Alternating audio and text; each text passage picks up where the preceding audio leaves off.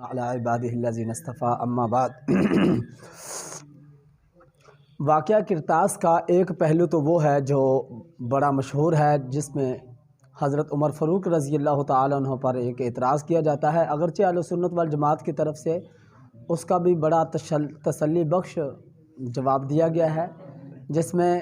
کافی اور وافی تسلی موجود ہے اہل عقل کے لیے، اہل علم کے لیے۔ لیکن واقعہ کرتاس کا ایک بڑا اہم پہلو دوسرا بھی ہے، جس میں حضرت صدیق اکبر رضی اللہ تعالیٰ عنہ کی فضیلت مضمر ہے۔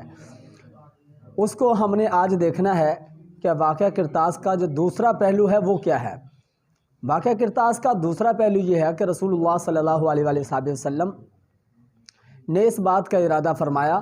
کہ حضرت ابو بکر صدیق رضی اللہ تعالیٰ عنہ کی خلافت کو لکھوا دیا جائے، تاکہ بعد میں کوئی تمنا کرنے والا تمنا نہ کرے اور اس میں صحابہ کرام کے درمیان اختلاف نہ ہو۔ پھر رسول اللہ صلی اللہ علیہ وسلم نے اللہ تعالیٰ کی طرف سے وحی الہی سے تسلی پا لینے کے بعد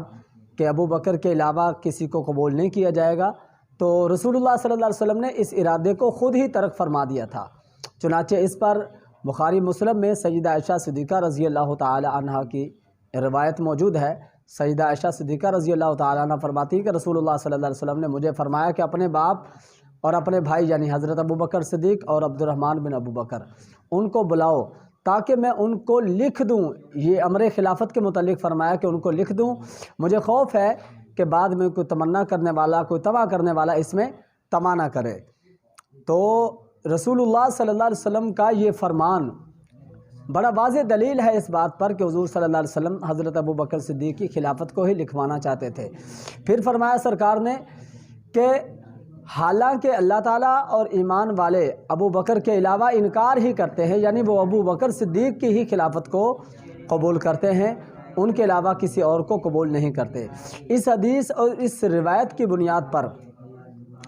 علامہ ابن کثیر رحمۃ اللہ علیہ، علامہ ابن تیمیہ رحمۃ اللہ علیہ نے بڑی صراحت کے ساتھ اس بات کو لکھا ہے کہ نبی علیہ الصلوۃ والسلام جو تحریر لکھوانا چاہتے تھے وہ حضرت ابو بکر صدیق رضی اللہ تعالیٰ عنہ کی خلافت کے متعلق ہی لکھوانا چاہتے تھے، اور پھر رسول اللہ صلی اللہ علیہ وسلم نے اللہ تعالیٰ کی طرف سے ہی تسلی پا لینے کے بعد اس تحریر کو لکھوانے کا ارادہ خود ہی ترک فرما دیا۔ اس سے معلوم ہوا کہ رسول اللہ صلی اللہ علیہ وآلہ وسلم حضرت ابو بکر صدیق کی خلافت کو ہی لکھوانا چاہتے تھے۔ اس میں صرف حافظ ابن کثیر رحمۃ اللہ علیہ اکیلے نہیں ہیں، بلکہ علامہ ابن تیمیہ بھی ہیں، علامہ محب الدین طبری بھی ہیں، اور اسی طرح حضرت امام احمد بن حنبل رحمۃ اللہ علیہ، سب حضرات نے اسی بات کو لکھا ہے۔ شاہ عبدالعزیز صاحب محدث دہلوی رحمۃ اللہ علیہ نے بھی اسی بات کو لکھا ہے۔ اور پھر اس پر قرائن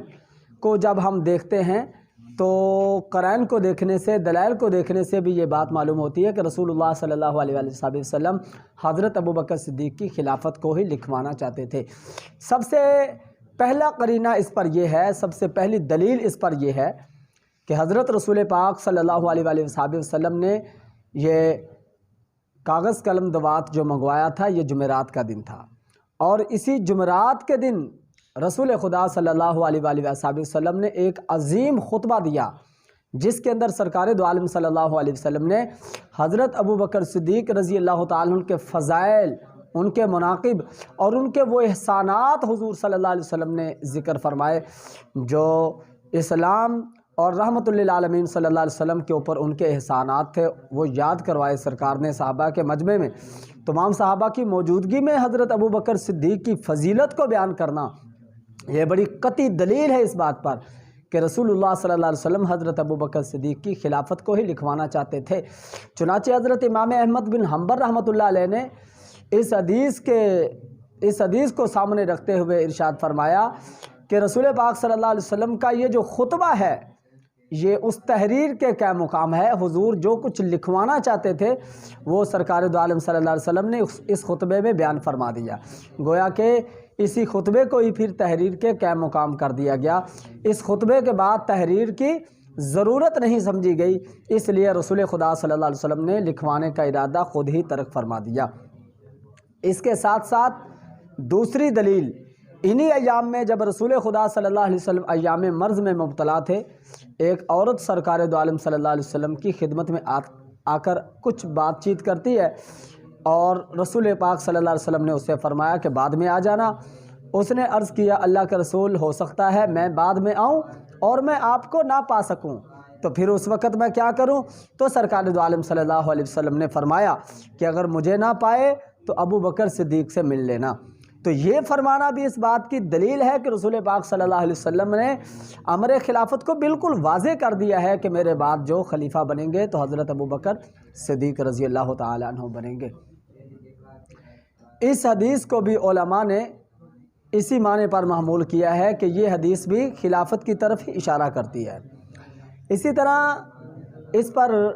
تیسری دلیل یہ ہے کہ رسول خدا صلی اللہ علیہ وآلہ وصحبہ وسلم نے یہ جمعرات والے دن، یہ کرتاس والا واقعہ جمعرات کو پیش آیا ہے، اس کے بعد رسول پاک صلی اللہ علیہ وسلم تقریباً 5 دن اس دنیا میں رہے ہیں۔ تو رسول پاک صلی اللہ علیہ وآلہ وسلم نے انہی ایام میں ایک اور خطبہ دیا۔ وہ خطبہ وفات مبارکہ سے چند دن پہلے کا ہی ہے۔ وہ خطبہ کیا ہے؟ اس میں کیا فرمایا تھا؟ اس میں رسول پاک صلی اللہ علیہ وسلم نے فرمایا کہ اللہ تعالیٰ نے اپنے ایک بندے کو اختیار دیا ہے۔ رسول پاک صلی اللہ علیہ وسلم نے کیا فرمایا کہ اللہ تعالیٰ نے اپنے ایک بندے کو اختیار دیا ہے کہ وہ دنیا میں رہنا چاہے تو دنیا میں رہے، اور اگر اللہ تعالیٰ کے پاس آنا چاہے تو اللہ تعالیٰ نے یہ بھی اختیار دیا ہے، اور اللہ کے اس بندے نے اس کو پسند کیا ہے جو کچھ اللہ تبارک و تعالیٰ کے پاس ہے، یعنی اللہ کی رفاقت کو اللہ کے اس بندے نے پسند کیا ہے۔ یہ بات سن کر حضرت صدیق اکبر رضی اللہ تعالیٰ عنہ رو پڑے، تو صحابہ کرام رضی اللہ تعالیٰ عنہ نے ان کے رونے کو اس موقع پر عجیب سمجھا کہ یہ کوئی رونے کا تو موقع نہیں ہے، لیکن حضرت ابو بکر صدیق رضی اللہ تعالیٰ عنہ سمجھ چکے تھے کہ اس میں رسول اللہ صلی اللہ علیہ وسلم کی وفات کی جانب اشارہ کیا جا رہا ہے، حضور اپنی وفات کی جانب اشارہ فرما رہے ہیں۔ اور پھر اسی خطبے میں سرکار دو عالم صلی اللہ علیہ وسلم نے ایک عام حکم جاری فرمایا کہ مسجد کی طرف جتنے دروازے ہیں لوگوں کے گھروں کے، اصل میں لوگوں نے یہ کیا تھا کہ اپنے مین دروازوں کو چھوڑ کر ایک ایک چھوٹا دروازہ مسجد کی جانب نکالا ہوا تھا، اس دروازے سے مسجد کی طرف آتے تھے۔ تو سرکار دو عالم صلی اللہ علیہ وآلہ وسلم نے فرمایا کہ جتنے لوگوں کے دریچے اور دروازے چھوٹے مسجد کی طرف کھل رہے ہیں یہ سارے بند کر دیا جائیں، سوائے حضرت ابو بکر کے دریچے کے اور ان کے دروازے کے، اس کو بند نہ کیا جائے۔ یہ بڑی واضح دلیل ہے اس بات کی کہ حضرت ابو بکر صدیق رضی اللہ تعالیٰ عنہ رسول خدا صلی اللہ علیہ وسلم کے خلیفہ بلا فصل ہیں، اور یہ حدیث بھی خلافت پر ہی دلالت کرتی ہے۔ اسی کے ساتھ ساتھ پھر بالکل آخری ایام میں نبی علیہ الصلوۃ والسلام نے 23 نمازیں حضرت ابو بکر صدیق سے پڑھائی ہیں اپنے سامنے، یعنی حضور کی موجودگی میں سیدنا صدیق اکبر رضی اللہ تعالیٰ عنہ نے 23 نمازیں پڑھائی ہیں، اور آپ صلی اللہ علیہ وسلم نے ارشاد فرمایا مرو ابا بکر فلیصلی بالناس، ابو بکر سے کہو لوگوں کو نماز پڑھائے۔ تو مصلی امامت پر کھڑا کرنا یہ دلیل ہے اس بات پر کہ رسول پاک صلی اللہ علیہ وسلم ہی خود ان کو اپنا خلیفہ متعین فرما کے گئے۔ یہی وجہ ہے کہ حضرت علی المرتضیٰ، حضرت عمر فاروق رضی اللہ تعالیٰ عنہما، ان اکابرین نے اس حدیث سے، سرکار کے اس عمل سے حضرت ابو بکر صدیق کی خلافت کو ہی سمجھائے، اور یہی دلیل کے طور پر انہوں نے حدیث مبارکہ صحابہ کے سامنے بیان کی کہ رسول اللہ صلی اللہ علیہ وسلم نے ہماری نماز کی امامت کے لیے جب ابو بکر کو منتخب کیا ہے تو ہم نے اپنی دنیا کے معاملات میں ابو بکر صدیق کو منتخب کر لیا ہے۔ تو تمام صحابہ کرام نے اس پر سکوت کیا، گویا کہ سب نے اس بات کو قبول فرما لیا اور تسلیم فرما لیا۔ یہ حدیث بھی حضرت ابو بکر صدیق رضی اللہ تعالیٰ عنہ کی خلافت بلا فصل پر دلالت کرتی ہے۔ تو واقعہ کرتاس کا ایک پہلو تو وہ ہے جس میں بہت بڑا ایک اعتراض بنا کر پیش کیا جاتا ہے، اور گویا کہ حضرت عمر فاروق رضی اللہ تعالیٰ عنہ پر بہت بڑا ایک الزام ہے، جس کا